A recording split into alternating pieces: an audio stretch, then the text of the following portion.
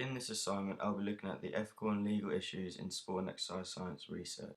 Although coaches and sports scientists have the pleasure of trying to help and improve athletes, they also have to be aware of both the ethical and legal obligations. There are many ethical and legal responsibilities in which I need to be aware of when I'm observing and interviewing a female gymnast. The first one, friendship. Coaches must be concerned primarily with the well-being, safety, protection of the individual. I would maintain a friendly professional relationship with the gymnast, as this would enable me to gain reliable information, honest views and valid answers when interviewing. However, coaches must ensure that no physical action on their part could be misunderstood. For example, hugging a participant, and make sure that any national governing body guidelines are followed. The second ethical and legal issue is competence. This is the ability level of the coaches. Approved coaching awards by NGB show the different level of coaching practice. As an observer, I would need to be competent in my research skills and have the coaching and knowledge of being able to identify what I'm aiming to research. I must use language that is clearly understood to achieve good research results.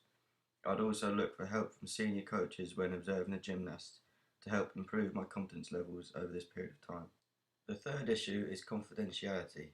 As an observer, I would of course gather information about individual gymnasts, and it is vital that I not only adhere to data protection laws, but also respect what an individual would be comfortable in revealing about themselves. There are some occurrences where confidential information may still need to be disclosed to a third party. For instance, you would need to share information where it is needed for a recommendation for employment, or where it is required in relation to disciplinary action involving a gymnast. It would be advisable to get the gymnast to sign consent for any filming or photography in my research. Fourth legal issue is conduct.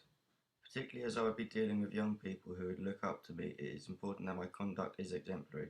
My ethics and attitudes will directly affect the behaviour of gymnasts I am observing. The health, safety, welfare and education are a major priority and would come before the reputation of the organisation. I would display and promote high standards of behaviour and never criticise gymnasts, and encourage fair play and respect for officials and coaches to make sure I am a good role model to the participants. I would also tell participants that their information is valued and the data is respected to encourage reliable results. I would refrain from advising the participants, as I did not want to have influence on my final results. Now I will look at the implications of not working ethically and legally. It is important in any job to work both ethically and legally for a number of reasons, but the main reason is the health and safety of yourself and others around you. If you do not abide by the rules set by the NGBs, such as BASES, the British Association of Sport and Exercise Science, yourself and others will be at high risk of injury, child abuse and emotional damage, rather than if you conform to the ethical and legal standards. If you do not abide by these rules, then the implications and consequences of not working ethically and legally in this type of research setting can be very severe.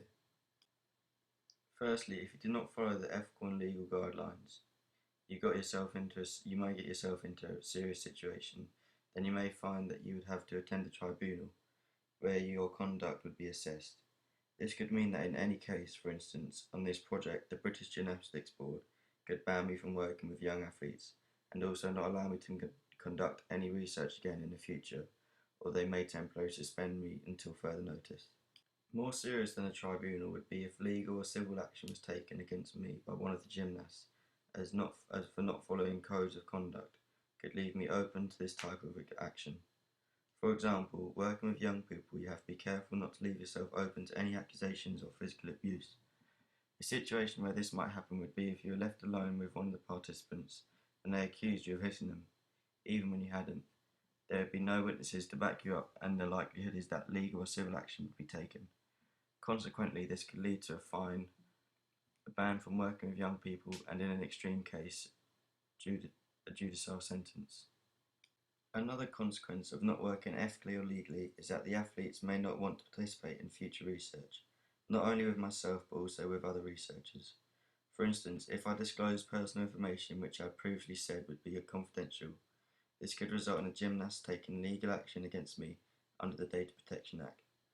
The consequence of this would not only be the loss of faith by the athlete towards me, but the association, but also I could end up in court and receive a fine. Bans can also be put in place from future research for not being ethical and legal. When working for NGBs such as bases, you are obliged to work under their disciplinary procedures. If you are unable to follow the procedures, you may be asked to attend a tribunal where the future of your work as a researcher will be discussed.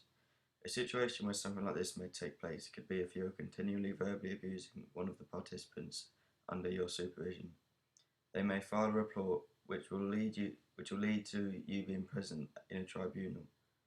Within this tribunal, the chair of bases will be present and can ban you from any future research. You will also lose all credibility as a researcher. In conclusion, I understand the importance of working within ethical and legal boundaries, not only to protect myself, but also to obtain reliable data, and also to protect the health and safety of participants that I am researching. Thank you for listening.